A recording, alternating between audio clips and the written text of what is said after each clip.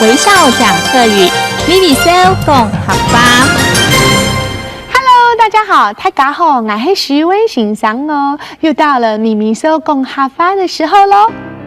有一句客家谚语呢，叫做"相逢好似初相识，到底终无怨恨心"。意思呢，就是人要以礼相待哦，把每一次的相逢都当作是第一次见面一样。好了，像相交日久，更是无怨无悔喽。其实人跟人之间的交往啊，就好像那个木匠在锯木头，来来回回。因此呢，客家话有个歇后语很好玩，就叫做"木箱来太机，游来游去"。木箱其实就是木工、木匠的意思，来就是拉小提琴那个来拉的意思，太机就是大的机耶，大句子，有来有来有去，有来有去，所以呢，朋友的交往就是这样子才会长长久久哟。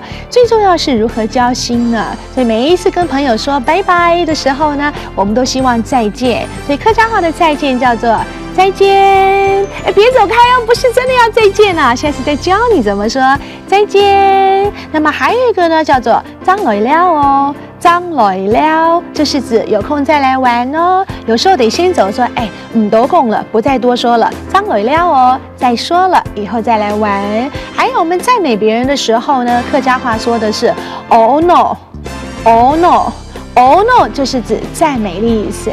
我觉得好像跟闽南语说的哦咯，你讲有对不？哦咯，很类似的音哦。比方说小孩子，要在声里按乖，好乖哦，这就是老给哦 no 的意思，就是赞美他了。还有一个歇后语非常有意思了，就说比方说你有什么东西很棒，我说了你是旁当衰木，旁当其实就是高起来的阁楼的意思，旁当衰木干嘛呢？高高的高枕无忧，意思是狗敏，就是很高眠，敏其实是取它的音跟睡眠的眠的音是类似的，所以狗敏就是高明的意思。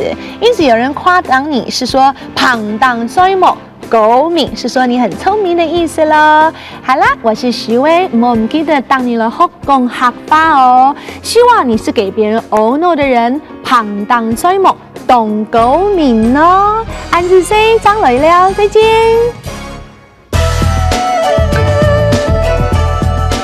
行政院客家委员会策划。